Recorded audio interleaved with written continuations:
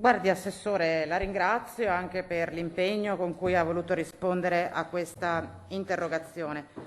Capirà però che un riferimento alle attività gestionali o a continuare la gestione come nel passato, che sono esattamente le parole che lei ha usato, non ci lasciano molto sereni, perché il problema secondo noi è esattamente questo, e cioè che le semplici attività gestionali o un'azione in continuità con il passato non è ciò che serve al Parco Colli, che invece avrebbe delle potenzialità molto importanti come occasione di sviluppo e di turismo sostenibile, ma che merita un'attenzione maggiore. Ora, la domanda era esattamente in questo senso. Tra i tanti sindaci o amministratori che si potevano individuare per il Presidente del Parco, faccio notare che nel consiglio direttivo che avete nominato non c'è neppure una donna, sono tutti uomini, a proposito di come poi la sensibilità alla rappresentanza di genere si perda quando si devono nominare le persone, eppure mi pare che ci fossero molte amministratrici competenti in quel territorio, anche affini politicamente a questa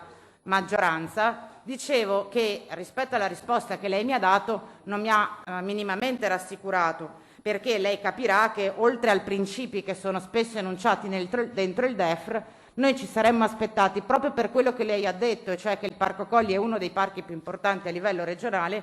una necessità, una volontà di un investimento non solo economico, ma politico su quel territorio. Perché le ricordo, Assessore, che fino ad ora le cose dentro il Parco Colli non sono andate affatto bene, per le ragioni che dicevo in premessa. In 3 anni si sono succeduti 3 commissari nominati da Zaia, l'ultimo presidente che avevate nominato esattamente con le stesse ambizioni con cui avete nominato Masin si è dimesso pochi mesi dopo per candidarsi alle elezioni regionali. Lei capirà che, così come dicevo nella premessa dell'interrogazione, anche a seguito della sua risposta siamo tutt'altro che rassicurati.